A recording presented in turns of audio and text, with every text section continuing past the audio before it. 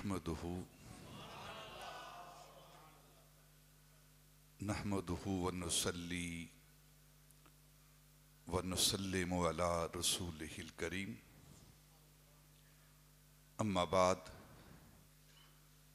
فاعوذ بالله من الشيطان الرجيم بسم الله الرحمن الرحيم قال الله تعالى في كلامه المجيد البرهان الرشيد والفرقان الحميد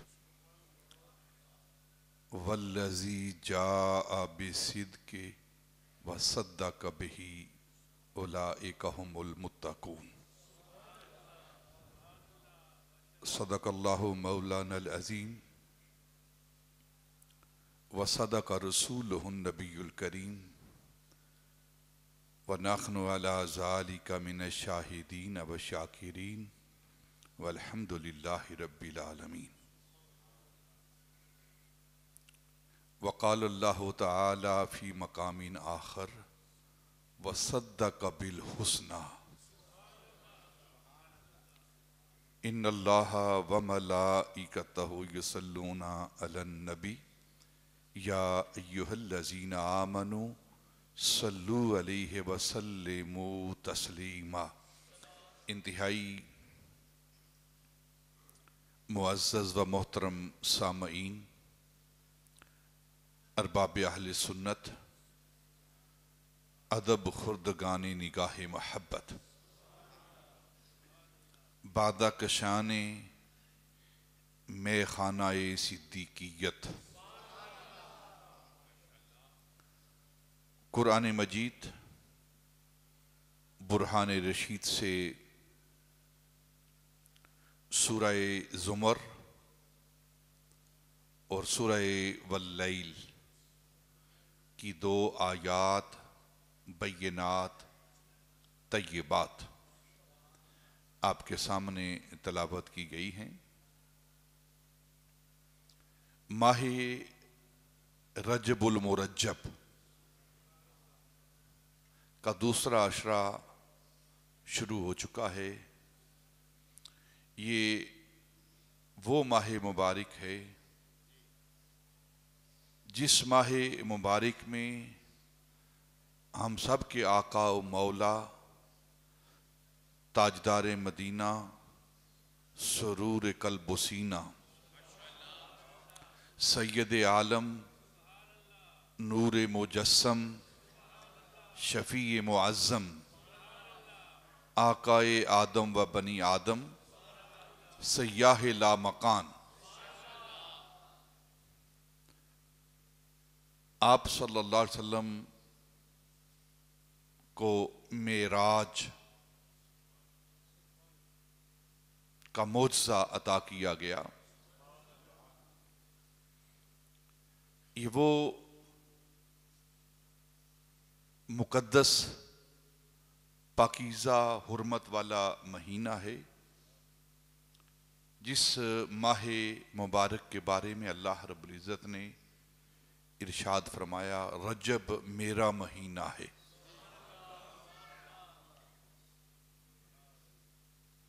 حضور نے فرمایا رجب اللہ کا مہینہ، شعبان میرا مہینہ اور رمضان میری امت کا مہینہ۔ سبحان اللہ۔ یہ بگڑا مقدر بنانے کے دن ہیں، جو آنے والے دن آ رہے ہیں نا، مہینے آ رہے ہیں، رجب پھر شعبان پھر رمضان۔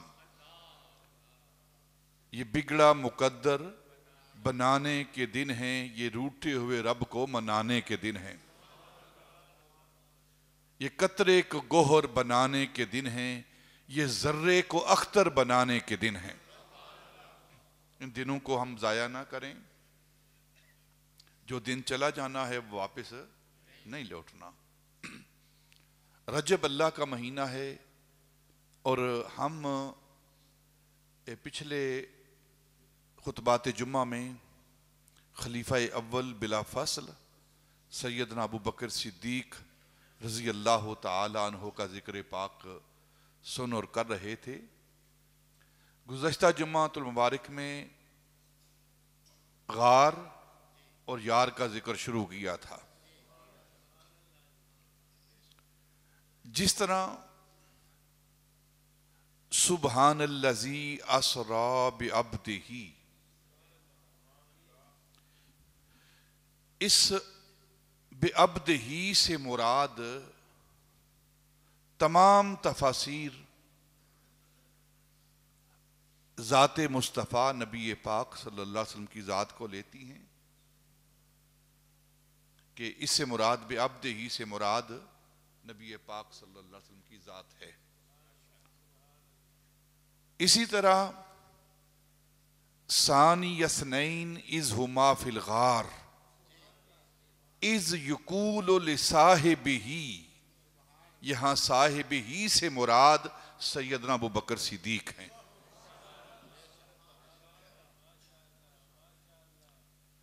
معراج شریف کا ذکر کرنے سے پہلے ہم سیدنا ابوبکر صدیق رضی اللہ تعالی عنہ کا ذکر کر رہے تھے، اور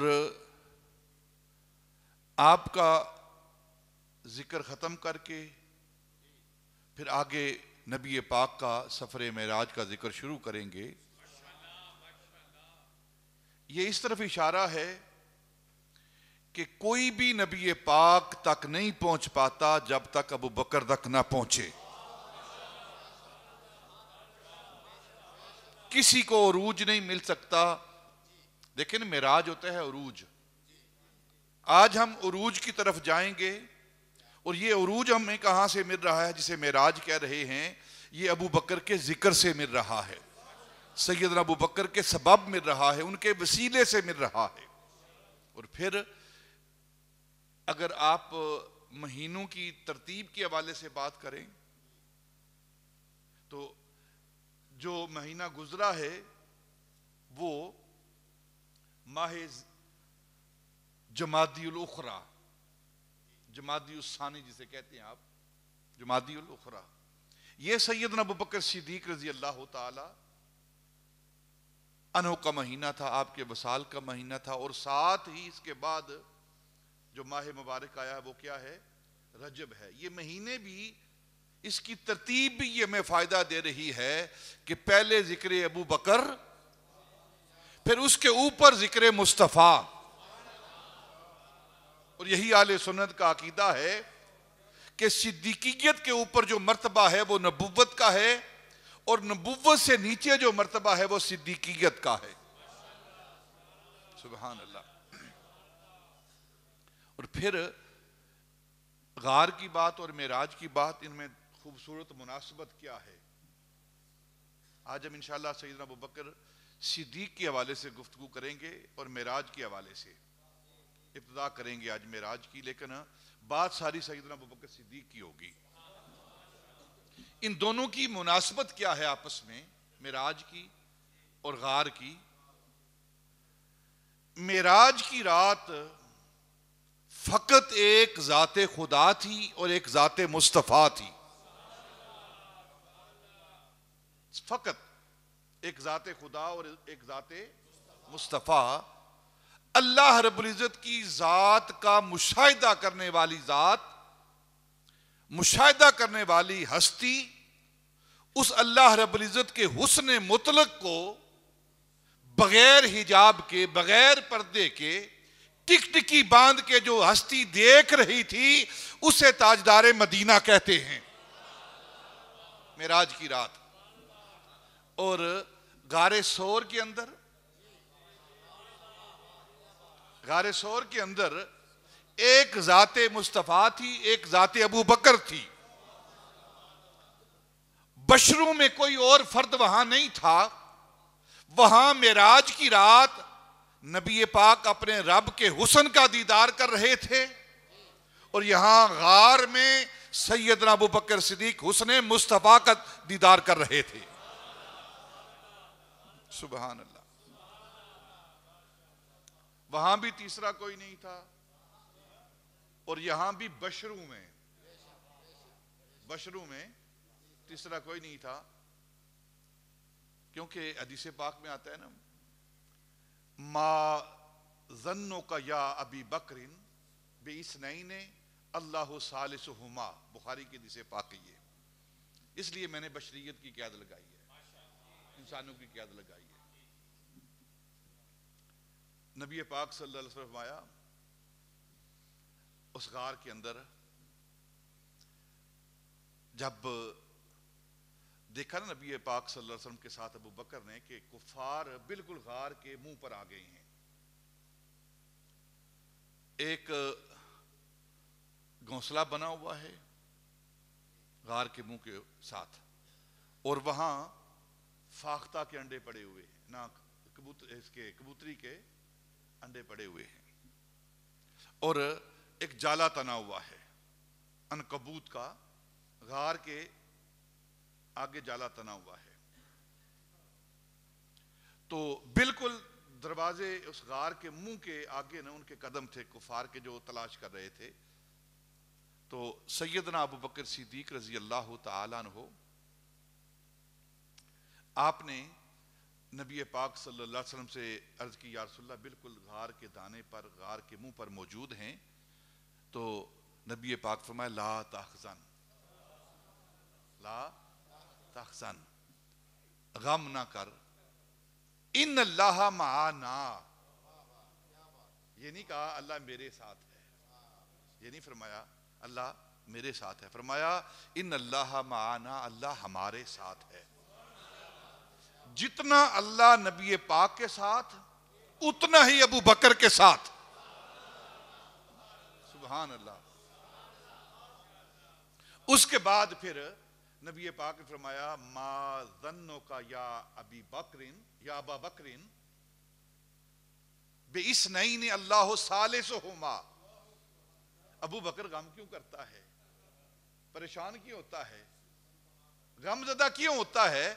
تو ان دو کے بارے میں کیا گمان رکھتا ہے جن کا تیسرا اللہ ہے، جن کا تیسرا، ما ظنک باثنین اللہ ثالثہما، جن کا تیسرا، ساری کائنات کہتی ہے اللہ پہلا ہے، اللہ پہلا ہے، پہلے اللہ، یہاں اللہ ثالثہما، اللہ ثالثہما، ان دو کا تیسرا، یہاں تیسرا ہو گیا اللہ، یہاں تیسرا ہو گیا، اللہ تو پہلا ہے نا، کہ تیسرا ہے، پہلا ہے، تو پھر یہ تیسرا کیسے ہوا؟ ایک دو تین، ایک دو تین۔ اب اگر اللہ تیسرا ہے تو دوسرا کون ہے اور پہلا کون ہے؟ پہلا کون ہے؟ اگر یہ کہیں کہ تیسرا اللہ ہے، دوسرا ابو بکر ہے اور پہلا نبی پاک ہے، تو اب اللہ اور نبی پاک کے درمیان واسطہ ابو بکر کا، یہ ہمارا عقیدہ ہی نہیں ہے، یہ ہمارا عقیدہ نہیں ہے کہ نبی پاک ابو بکر کے وسیلے سے اللہ کی ذات تک پہنچ رہے ہیں، یہ ہمارا عقیدہ نہیں ہے۔ درمیان میں تیسرے اور پہلے کے درمیان ایک چیز آ گئی ہے نا، تو درمیان میں واسطہ، ہم اللہ اور نبی پاک کے درمیان ابو بکر کا واسطہ نہیں مانتے کہ نبی پاک معاذ اللہ ابو بکر کے واسطے سے وہاں پہنچے، نہ، ان کا ڈائریکٹ معاملہ ہے۔ تو پھر کیا معاملہ ہے؟ اس حدیث پاک کو کس طرح سمجھیں گے کہ جن دو کا تیسرا اللہ ہے، جن دو کا تیسرا اللہ ہے، تو تیسرا اللہ، دوسرے محمد اور پہلا ابو بکر، پہلا ابو بکر، اور یہی اہل سنت کا عقیدہ ہے کہ مخلوق میں انبیاء کے بعد جو پہلا ہے اسے ابو بکر صدیق کہتے ہیں، سبحان اللہ۔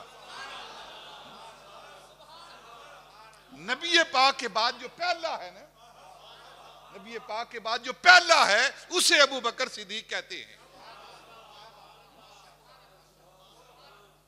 یہ قوالوں کی بات ہے نا، علی کا پہلا نمبر، یہ علماء کی بات نہیں ہے، پڑھے لکھے لوگوں کی بات نہیں ہے، یہ قوالوں کی بات ہے، سٹا لگا کے جو پڑھنے والے ہیں ان کی بات ہے۔ جو قرآن و سنت کا عقیدہ ہے، جو حدیث نبوی کا عقیدہ ہے، وہ یہی ہے کہ انبیاء کے بعد، نبی پاک کے بعد جو پہلا ہے نا، اسے ابو بکر صدیق کہتے ہیں۔ ما ظنک یا ابا بکر باثنین اللہ ثالثہما، یہ بخاری کے حدیث پاک ہے۔ سبحان اللہ۔ اللہ رب العزت نے سورہ زمر کے اندر ارشاد فرمایا والذی جاء بالصدق وصدق بہ اولئک ھم المتقون۔ والذی جاء بالصدق، اور وہ ذات جو حق کے ساتھ، سچ کے ساتھ آئی، سچ لے کر آئی، وصدق بہ، اور جس ذات نے اس ذات کی تصدیق کی، اولئک ھم المتقون، وہی متقی اور پرہیزگار ہیں، وہی تقوی والے ہیں۔ یہاں تمام تفاسیر، اہل سنت کی تفاسیر، اہل تشیع کی تفاسیر کے اندر والذی جاء بالصدق سے مراد نبی پاک ہیں، نبی پاک ہیں۔ وصدق بہ سے مراد سیدنا ابو بکر صدیق ہیں۔ وصدق بہ کیا مطلب ہے اس بات کا؟ سیدنا ابو بکر نے تصدیق کی۔ اللہ رب العزت کی توحید، وحدانیت، اس کی ربوبیت، اس کی الوہیت، اللہ کے ہونے کی جو ہستی تصدیق کر رہی ہے وہ ذات مصطفیٰ ہے۔ پہلی تصدیق والذی جاء بالصدق، اللہ کے وجود کی سچائی۔ اس کائنات میں سب سے بڑی سچائی وہ اللہ کا موجود ہونا ہے، اللہ کا وجود ہے۔ وجود سے مراد موجود ہونا، وجود سے مراد یہ جسم نہیں، یہ جسم، یہ متشابہات لوگوں کا عقیدہ ہے، جو متشابہ لوگ ہیں ان کا عقیدہ ہے، یہ جو خود متشابہ ہیں کہ اللہ جسم رکھتا ہے۔ وہ جسم اور جسمانیت سے، وہ کیف اور کیفیت سے پاک ہے۔ یہ جو خاص کر ابن تیمیہ جیسے لوگ ہیں نا، وہ اللہ رب العزت کے جسم کے قائل ہیں، اور آگے جو ان کے ماننے والے وہ بھی اس کے تجسیم کے، اس کے جسم کے قائل ہیں۔ اہل سنت کا یہ عقیدہ نہیں، اللہ تعالیٰ اس طرح کے جسم سے پاک ہے۔ تو وجود کا معنی موجود ہونا۔ اب کیسے موجود ہے وہ؟ جو سمجھ میں آ جائے وہ خدا نہیں ہوتا۔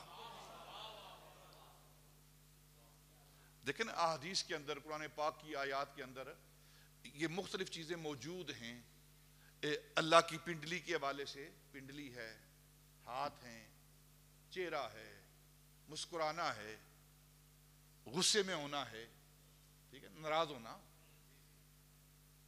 پھر نزول ہے حدیث پاک کے اندر، پھر استوا ہے، بیٹھنا ہے۔ یہ ساری چیزیں قرآن و سنت کے اندر موجود ہیں۔ تو پھر جب ساری چیزیں، بیٹھنا بھی موجود ہے، نیچے اترنا بھی موجود ہے، پنڈلی بھی موجود ہے، ہاتھ بھی موجود ہیں، چہرہ بھی، وجہ اللہ چہرہ بھی موجود ہے، مارمیت پھینکنا بھی موجود ہے، تو پھر عقیدہ ان کا بنتا ہے کہ وہ وجود کو ترتیب دیں۔ لیکن یہ ساری آیات ہمارے علماء نے لکھا ہے، یہ آیات متشابہات ہیں۔ متشابہات کا معنی کیا ہے؟ وہ آیات جن کا معنی تو ہم کر لیں لیکن اللہ کی مراد کیا ہے وہ سمجھ نہ آئے، تو ایسی آیات پر عقیدہ نہیں بنتا، ایسی آیات پر عقیدہ نہیں بنتا۔ تھوڑا سا میں نے مسئلہ آپ کو سمجھایا ہے، آپ کا اپنا مسئلہ جو ہے اہل سنت کا، اللہ کے وجود کے حوالے سے۔ تو اللہ رب العزت کے وجود کو ماننا، اس کا مطلب ہے اے موجود، وہ موجود ہے، تو اس کے موجود ہونے کو ماننا ہے۔ تو اللہ رب العزت کے وجود کی سچائی سب سے بڑی سچائی ہے، اور اس سچائی کی تصدیق کرنے والی، اس سچائی کو اس دنیا کے اندر لانے والی جو ذات ہے اسے ذات مصطفیٰ کہتے ہیں، اسے ذات مصطفیٰ کہتے ہیں۔ پھر دوسری سچائی کیا ہے؟ وہ انبیاء کی ہے، نبیوں کی سچائی۔ نبی سچے ہیں، سارے کے سارے نبی سچے ہیں جن کو اللہ نے مبعوث کیا ہے، جو خود بنے ان کی بات نہیں ہو رہی۔ سارے نبی اللہ کے سچے ہیں، یہ سچائی ہے۔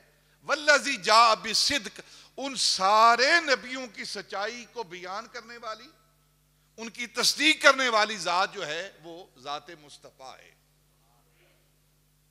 وہ ذات۔ وَإِذَا أَخَذَ اللَّهُ مِيثَاقَ النَّبِيِّينَ لَمَا آتَيْتُكُم مِّن كِتَابٍ وَحِكْمَةٍ ثُمَّ جَاءَكُم، یہ پوری آیت جو اس بات پر شاہد ہے کہ نبی پاک صلی اللہ علیہ وسلم سارے انبیاء کی تصدیق کرنے والے، سارے انبیاء کی تصدیق کرنے والے، اللہ کے ہونے کی تصدیق، اس کی توحید کی تصدیق، پھر انبیاء کی تصدیق، پھر آگے جنت، جہنم، عذاب، ثواب، حوریں، غلمان، جنت کی نہریں، دیکھیے آپ نے، ایمان ہے نا؟ ہاں یہ سچ ہے نا؟ پھر مرنے کے بعد جینا، ٹھیک ہے نا؟ ملائکہ کا وجود، یہ سارا کچھ یہ سچائیاں ہیں اسلام کی، ٹھیک ہے؟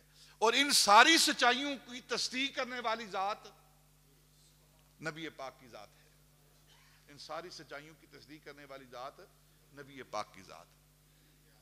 اب اللہ کی توحید یہ بنیادی عقیدہ اسلام کا، نبیوں کی نبوت اور رسالت ان پر ایمان یہ بنیادی عقیدہ، پھر جنت اور جہنم، عذاب و ثواب یہ آخرت کا عقیدہ، مرنے کے بعد حساب و کتاب ہوگا، عذاب و ثواب ہوگا، یہ اسلام کا بنیادی عقیدہ ہے۔ ان ساری چیزوں کی تصدیق کرنے والی ذات ذات مصطفیٰ ہے، اور اسی کا نام ایمان ہے۔ اللہ کی تصدیق، جنت اور جہنم کی تصدیق، انبیاء کی تصدیق، فرشتوں کی تصدیق، یہ کرنے والی ذات ذات مصطفیٰ ہے، اور مصطفیٰ کی تصدیق کرنے والی ذات ابو بکر صدیق ہے۔ سبحان اللہ، اسی لیے ہم انہیں صدیق کہتے ہیں۔ تو گویا سیدنا ابو بکر صدیق کی ذات وہ ذات جو تصدیق کرنے والی ہے، اور ان کو صدیق اللہ نے کہا،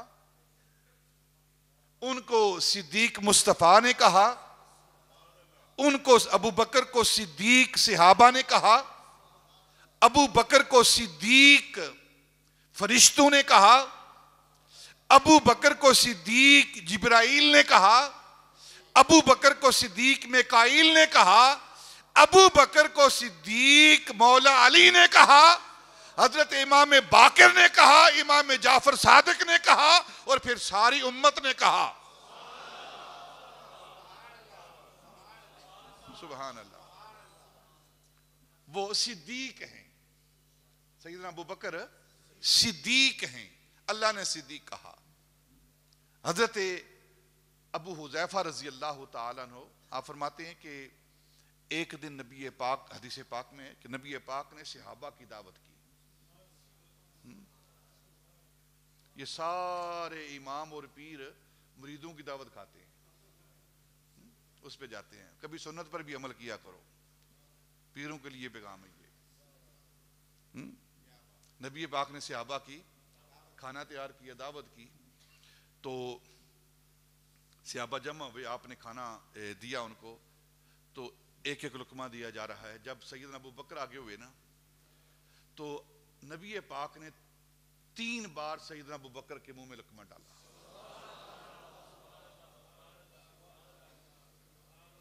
تین بار، باقی سب کو ایک ایک لقمہ، اور سیدنا ابو بکر کو 3 بار آپ کے منہ میں ڈالا نبی پاک نے۔ مقدر دیکھو نا۔ تو حضرت عباس رضی اللہ تعالیٰ عنہ جو حضور کے چچا ہے نا، وہ عرض کرنے کی حضور ہمیں ایک ایک لقمہ اور ابو بکر کو 3، فرمایا چچا جب میں نے پہلا لقمہ دیا نا تو جبریل آ گیا. پہلا لقمہ میں نے ابو بکر کے منہ میں دیا تو جبریل آ کر کہتا ہے ہنیئا لک یا عتیق، اے عتیق تجھے مبارک ہو.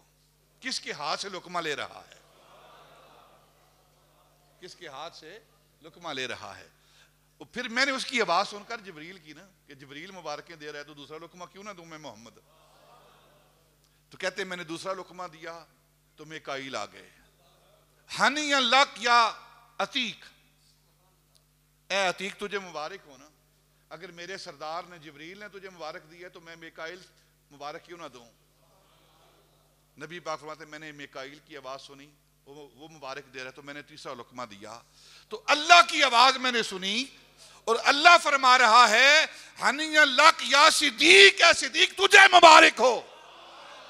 سبحان اللہ سبحان اللہ.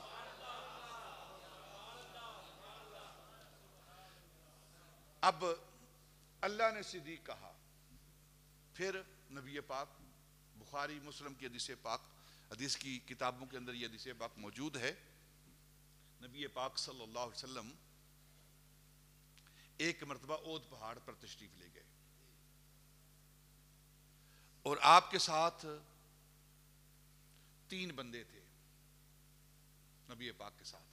جب ان 4 لوگوں نے پہاڑ پر قدم رکھا، بخاری مسلم کے حدیث پاک صرف مفہوم بیان کر رہا ہوں، تو پہاڑ ہلنے لگا.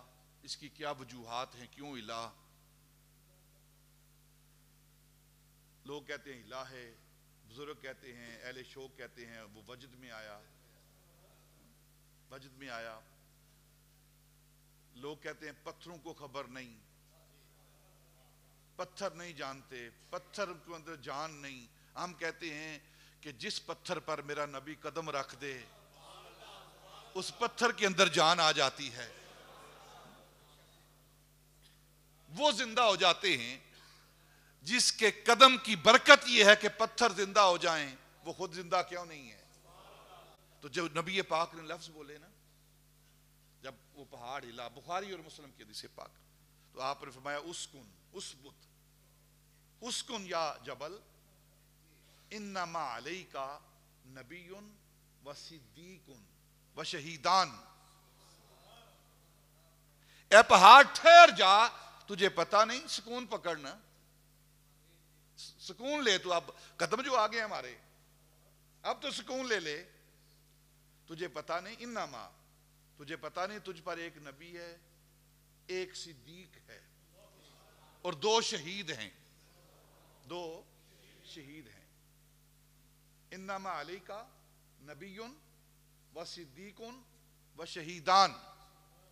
تجھ پر ایک نبی، ایک صدیق اور 2 شہید. شہید پہلے ہو گئے ہیں، وہ تو زندہ تھے اس وقت. نبی یہ جانتا ہے کہ موت کیسے آئے گی. بستر کی موت ہے یہ شہادت کی موت ہے. تو اب نبی پاک صلی اللہ علیہ وسلم نے ابو بکر کو صدیق کہا. ابو بکر کو صدیق کہا. اللہ نے صدیق کہا، نبی پاک نے صدیق کہا، جبریل امین نے صدیق کہا، فرشتوں نے صدیق کہا. مولا علی کہتے ہیں مجھے قسم ہے اللہ رب العزت نے آسمانوں پر ابو بکر کا نام صدیق رکھا ہے. ابو بکر کا نام صدیق. اور پھر حضرت امام باقر رضی اللہ تعالیٰ عنہ. حضرت امام باقر جانتے ہیں کون ہے یہ؟ اہل بیت کے 5ویں امام. اہل بیت کے 5ویں امام حضرت امام جعفر صادق کے والد حضرت امام باقر. حضرت امام زین العابدین کے صاحبزادے بیٹے مولا علی، امام حسن، امام حسین، پھر زین العابدین، پھر امام باقر. ٹھیک ہے. پھر امام جعفر صادق، پھر موسیٰ کاظم، پھر امام علی رضا. پھر امام تقی، پھر امام نقی، پھر حسن، پھر کون؟ امام مہدی. کتنے امام؟ 12 امام. یہ 12 امام آپ نے ان کے زمرے میں ڈال دیے ہیں جن کا ان کے ساتھ تعلق ہی کوئی نہیں. بالکل سچی بات یہ ہے. ان کا ان 12 اماموں کے ساتھ تعلق ہی کوئی نہیں، نہ مولا علی کے ساتھ اور نہ ہی باقی ائمہ کے ساتھ. مولا علی کتنی نمازیں پڑھتے ہیں؟ 5 اپنے اپنے وقت پر. اور وہاں کیا ہے؟ بولو نا یار. میں کسی عقیدے کے خلاف نہیں بول رہا، میں تعلق بتا رہا ہوں آپ کو. تعلق کیا ہے؟ اب امام باقر رضی اللہ تعالیٰ عنہ کا وہ بھی عقیدہ سن لیں. ان سے کسی نے سوال کیا، عروہ بن عبداللہ کہتے ہیں میں نے سوال کیا. کس سے؟ ابو جعفر سے، امام باقر سے. ابو جعفر صادق جسے کہتے ہیں آپ، ان کے والد حضرت امام باقر سے میں نے سوال کیا. یہ جو حضرت امام باقر ہے نا، ان کی زوجہ کا نام کیا ہے؟ ام فروہ. ام فروہ. یہ ام فروہ کون ہیں؟ یہ بیٹی ہیں حضرت امام قاسم کی. حضرت امام قاسم کون ہیں؟ یہ بیٹے ہیں حضرت امام محمد کے. حضرت امام محمد کون ہیں؟ یہ بیٹے ہیں سیدنا ابوبکر صدیق کے. اپنے باپ دادا کو جاننا چاہیے نا، شجرے کو. لیکن یہ وہ دیکھو، امام قاسم بن محمد، ٹھیک ہے، یہ ابوبکر کے بیٹے. یہ ہمارا شجرہ ہے، یہ ہمارا، ہم شجرے والے لوگ ہیں. ہم اپنی اصل اور نسل کو جانتے ہیں.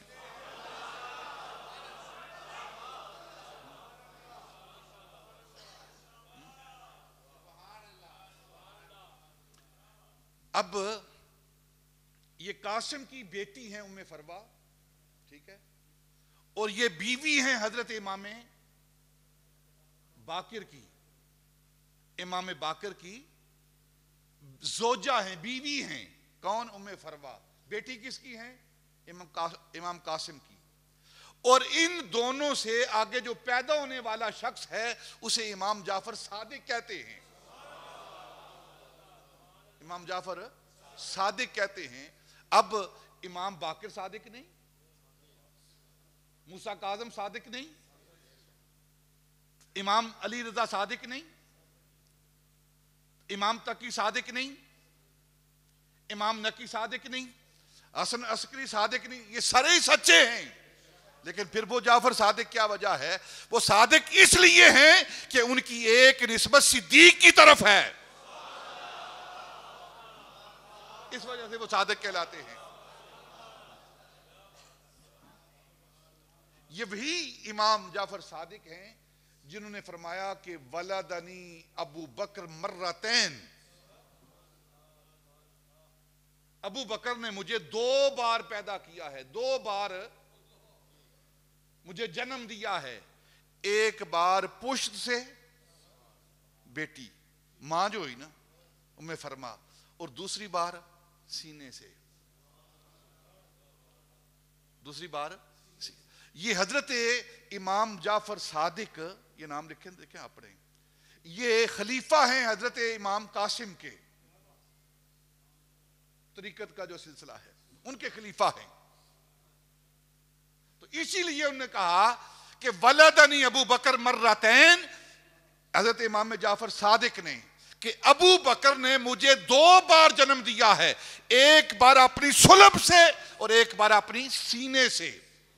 ایک بار جسم سے اور ایک بار روح سے. یہ وہ حضرت امام باقر رضی اللہ تعالیٰ عنہ. آپ فرماتے ہیں کہ مجھ سے عروہ بن عبداللہ نے ایک سوال کیا کہ جو ہم سامان حرب ہوتا ہے ہمارا، جنگ کے ہتھیار ہوتے ہیں، اس وقت تلواریں تھیں، بھالے تھے، نیزے تھے، تو کیا اپنے سامان جنگ جو ہے، سامان حرب جو ہے، اس کو ہم مرصع کر سکتے ہیں؟ کوئی اوپر چاندی لگا سکتے ہیں، کوئی جواہرات سے اس کو مرصع کر سکتے ہیں؟ تو حضرت امام باقر نے جواب دیا، ہاں، ہم اپنی تلوار کے دستے کو، جہاں سے تلوار پکڑی جاتی ہے، اس کو ہم مرصع کر سکتے ہیں، چاندی کے ساتھ اس کو، ہیرے جواہرات کے ساتھ اس کو مرصع کر سکتے ہیں۔ تو عروہ بن عبداللہ نے کہا کہ اس کی دلیل کیا ہے؟ اس کی دلیل کیا ہے؟ تو آپ نے فرمایا، حضرت امام باقر نے، اس کی دلیل کا عمل، ابو بکر صدیق کا عمل، ابو بکر صدیق کا عمل۔ تو اس نے حیران ہو کر نا، آپ ابو بکر صدیق بھی کہتے ہو اور ان کے عمل سے حجت بھی لیتے ہو، دلیل بھی پکڑتے ہو، آپ انہیں صدیق کہتے ہو؟ عروہ بن عبداللہ نے کہا۔ تو روایات میں آتا ہے حضرت امام باقر رضی اللہ تعالیٰ عنہ اپنی جگہ سے اچھلے غصے کے اندر نا، اور اپنا رخ قبلے کی طرف کر کے نا، کعبے کی طرف منہ کر کے آپ نے کہا کہ ہاں، میں ابو بکر کو صدیق کہتا ہوں، ابو بکر کو صدیق کہتا ہوں، ابو بکر کو صدیق کہتا ہوں، اور جو ابو بکر کو صدیق نہیں مانتا، اللہ اس کی دنیا اور آخرت کی تصدیق نہ کرے۔ امام باقر تو انہیں صدیق کہہ رہے ہیں، اور کوئی بدبخت امام باقر کا نام لے اور ابو بکر کو صدیق نہ مانے۔ اللہ صدیق کہہ رہا ہے، نبی پاک صدیق کہہ رہے ہیں، فرشتے صدیق کہہ رہے ہیں، مولا علی صدیق کہہ رہے ہیں، اہل بیت اطہار کے ائمہ صدیق کہہ رہے ہیں، امت ساری صدیق کہہ رہی ہے، اور اگر کچھ بدبخت نہ کہیں تو ابو بکر کو کیا فرق پڑتا ہے؟ وہ صدیق ہے۔ کیسا صدیق ہے؟ تصدیق کرنے والا، تصدیق کرنے والا۔ کیسی تصدیق کی ہے؟ واقعہ معراج مکمل ہوتا ہی نہیں جب تک سیدنا ابو بکر کی تصدیق کا ذکر نہ کیا جائے۔ اللہ اکبر۔ نبی پاک صلی اللہ علیہ وسلم معراج سے واپس آ رہے ہیں نا، تو ایک مقام پر، مقام ذی طوابی، اور اس کا اور بھی ایک نام لکھا جاتا ہے، اس مقام پر جب پہنچے نا، مکے میں داخل ہونے سے پہلے، تو جبریل امین ساتھ ہیں۔ تو جبریل سے نبی پاک فرمانے لگے، جبریل، راتوں رات گیا ہوں بیت المقدس، پھر پہلا، دوسرا، تیسرا، چوتھا، پانچواں، چھٹا آسمان طے کیا ہے، پھر آگے گزرا ہوں، نور اور نار کے کروں سے گزرتا ہوا آگے گیا ہوں، پھر عرش اعظم سے بھی اوپر گیا ہوں، پھر دنا فتدلی فکان قاب قوسین او ادنا کی ساری منزلیں میں نے طے کی ہیں، اور پھر اپنے رب کا دیدار کیا ہے، پھر واپس آیا ہوں۔ یہ ساری باتیں مکے کے اندر جا کر نا، جب میں ان سے کہوں گا تو کوئی میری ان باتوں کو مانے گا نہیں، ان کی تصدیق نہیں کرے گا، ان کی تصدیق نہیں کرے گا، کیونکہ عقل سے ورائے نہیں یہ ساری چیزیں۔ کس طرح ہو سکتا ہے کہ راتوں رات کے تھوڑے سے حصے میں بستر بھی گرم رہے، کنڈی بھی ہلتی رہے، پانی بھی چل رہا ہو، اور گئے بھی اور واپس بھی آئے؟ معجزہ ہے نا یہ۔ کہتے ہیں سمجھ نہیں آتا، یہ سمجھ والی بات ہی نہیں ہے، اور تیری اتنی سمجھ ہے بھی نہیں کہ بزرگوں کی کرامت، نبیوں کا معجزہ تیری سمجھ میں آئے۔ یہ سمجھ سے ورا چیزیں ہیں، تعریف ہی نہیں کی یہ ہے۔ تو آپ نے فرمایا کہ جبریل کوئی تصدیق نہیں کرے گا۔ جبریل نے عرض کی، حضور کوئی تصدیق کرے نہ کرے، کوئی مانے نہ مانے، مرضی اس کی، لیکن ایک ہستی ہے وہاں، ایک ہستی ہے۔ آپ جا کر فرمائیں گے تو سب سے پہلے بغیر دلیل کے وہ ہستی آپ کی تصدیق کر دے گی. تو جبریل نے کہا وہ صدیق ہیں، ابو بکر صدیق رضی اللہ عنہ. نبی پاک واپس تشریف لائے، صبح کی نماز ام ہانی کے گھر ادا کی. پھر اس کے بعد آپ سین کعبہ کی طرف گئے تو وہاں سارے ہی گماشتے، کعبے کے قریب لڈو ڈال کے رکھ کے نا کھیلنے والے. جب اللہ ہدایت نہیں دیتا نا تو پھر مسجد کے قریب رہ کر بھی انسان مسجد کی طرف نہیں آتا. وہ سارے کعبے کے قریب رہنے والے کعبے کے پاس بیٹھے ہیں، گپے آنک رہے ہیں، کچی چارہ کھیل رہے ہیں، لڈو کھیل رہے ہیں، لیکن نبی پاک کو کعبے کو ماننے کے لیے تیار نہیں. نبی پاک تشریف لائے تو ابو جال بھی، عتبہ بھی، شیبہ بھی، دوسرے بھی لوگ وہاں بیٹھے ہوئے ہیں. محمد صلی اللہ علیہ وسلم، کوئی نئی بات؟ رات کو کوئی تیرے پاس آیا ہو، تجھے کوئی خبر دی ہو؟ فرمایا ہاں، ایک نئی بات بتاتا ہوں تمہیں.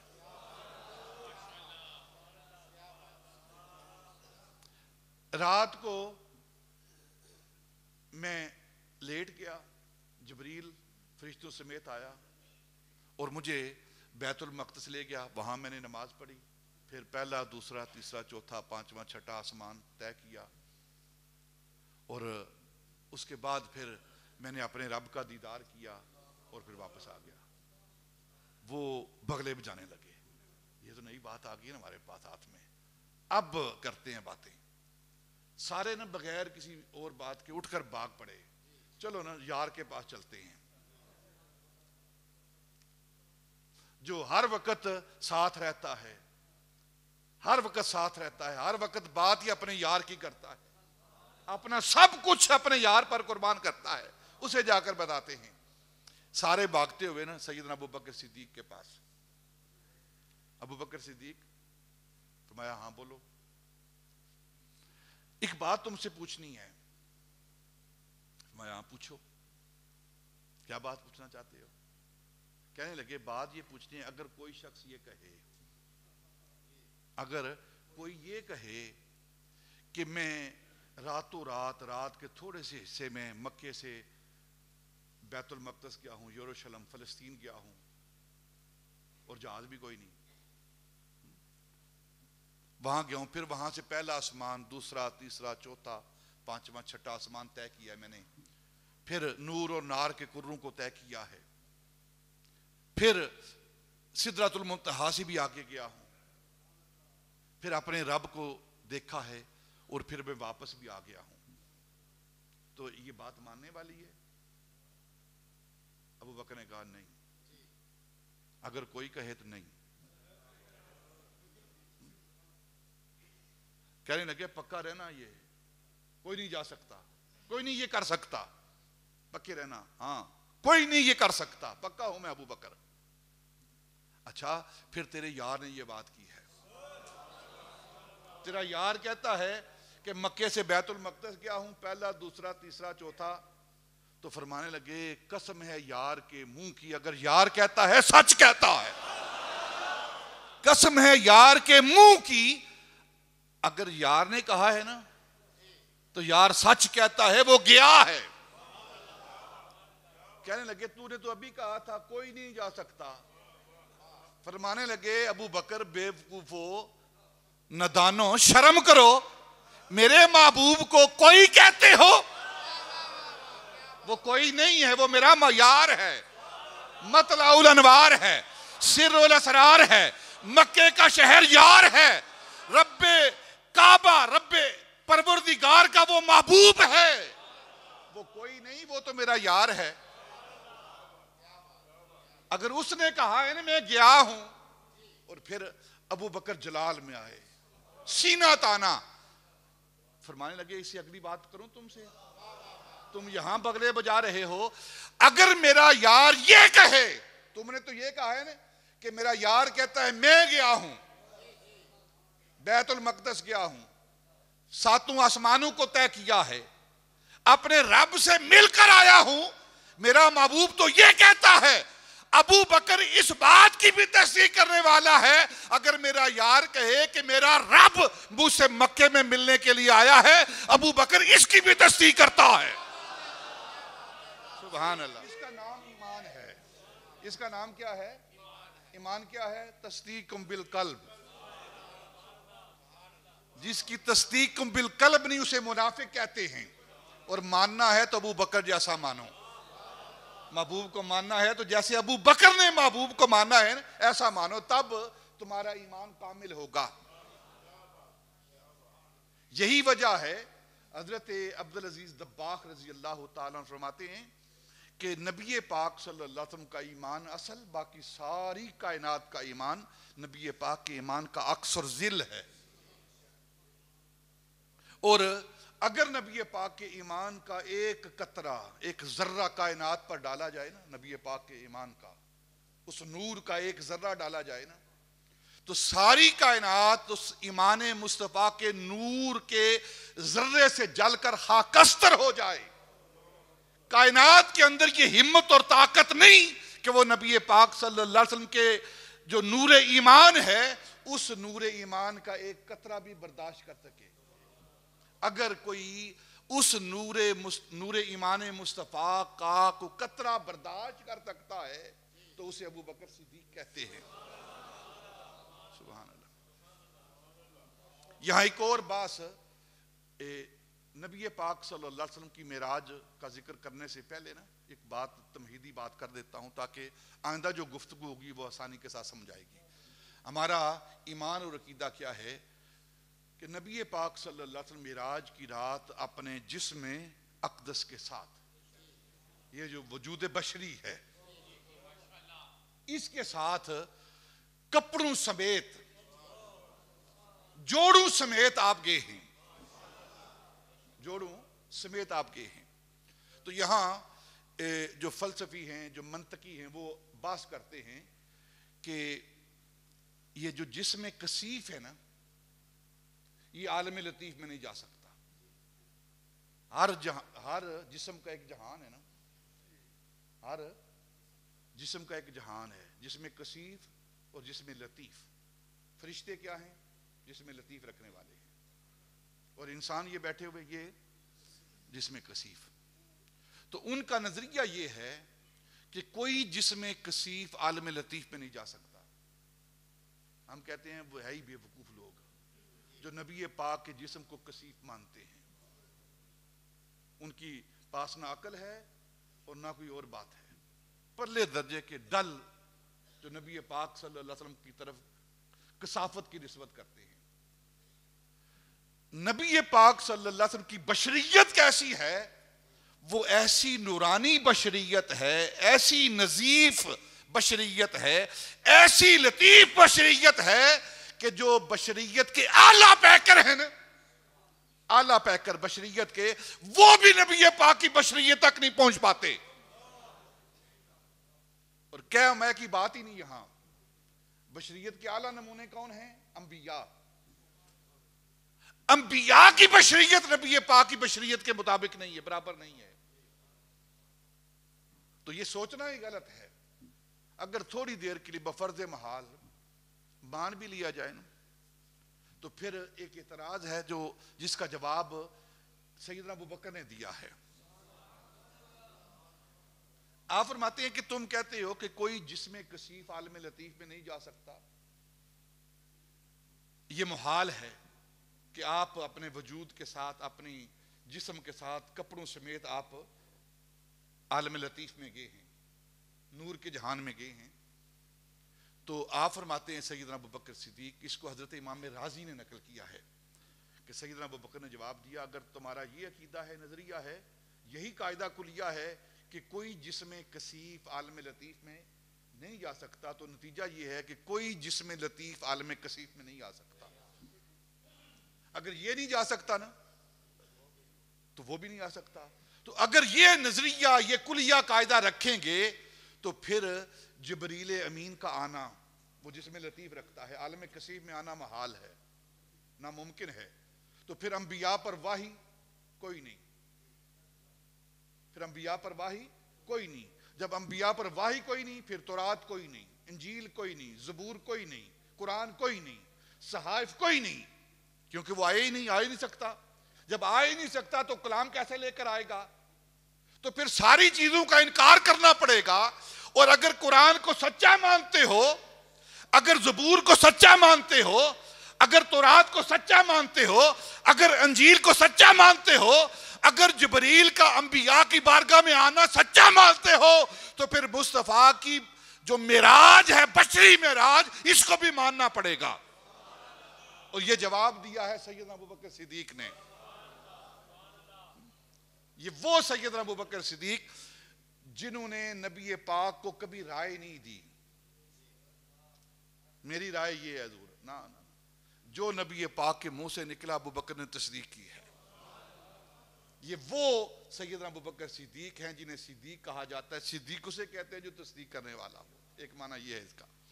جس انداز میں اسلام کی, بانی اسلام کی تصدیق سیدنا ابوبکر صدیق نے کی ہے, اس انداز میں کسی اور نے تصدیق نہیں کی. اور یہ سبب ہے, ایک سبب, ایک دلیل ہے سیدنا ابوبکر کی افضلیت کے حوالے سے, من جملہ دلائل میں سے ایک دلیل یہ ہے کہ جس انداز میں آپ نے تصدیق کی ہے, خود نبی پاک نے فرمایا کہ جس پر بھی میں نے اللہ رب العزت کی توحید کا, اپنی نبوت و رسالت کا پیغام دیا ہے, ہر ایک نے تردد کیا ہے, دلیل مانگی ہے, معجزہ مانگا ہے. ہر ایک نے اس چیز کو قبول کرنے میں تھوڑا اس نے محسوس کیا ہے, ہچکچایا ہے وہ. لیکن جو ہی میں نے ابو بکر سے کہا نا میں اللہ کا رسول ہوں, اللہ کا نبی, ابو بکر نے میں مانتا ہوں, آپ معجزہ دکھائیں نہ دکھائیں آپ کی زبان سے نکل چکا ہے, بس ابو بکر تسلیم کرتا ہے, تصدیق کرتا ہے. اور افضلیت کی ایک دلیل یہ ہے. اور دوسری دلیل کیا ہے؟ اعمال نہیں. افضلیت کی دلیل اعمال نہیں ہے, وہ تجلی اللہ رب العزت کی جو کل میدان حشر میں اللہ رب العزت عام لوگوں پر بھی ڈالے گا اور ابو بکر پر بھی ڈالے گا. جو تجلی اللہ رب العزت اپنی ذات کی, اپنی صفات کی ابو بکر پر ڈالے گا, وہ کسی اور پر نہیں ڈالے گا. اور تیسری دلیل کیا ہے؟ صحابہ رضوان اللہ تعالی علیہ مجمعین نے نبی پاک سے سوال کیا, یا رسول اللہ صلی اللہ علیہ وسلم, ہم بھی آپ کے پیچھے نماز پڑھتے ہیں, آپ کے ساتھ جہاد کے میدانوں میں جاتے ہیں, کافروں کے سر اڑاتے ہیں, نمازیں پڑھتے ہیں, آپ کے ساتھ حج کے لیے جاتے ہیں, کعبے کی زیارت کرتے ہیں, سب کچھ آپ کے ساتھ کرتے ہیں, آپ کے پیچھے نمازیں پڑھتے ہیں, اور پھر بھی ابو بکر کا یہ مرتبہ. تو میرے آقا تاجدار مدینہ صلی اللہ علیہ وسلم فرمایا, میرے صحابہ, ابو بکر کا مرتبہ یہ نماز روزے کی وجہ سے نہیں,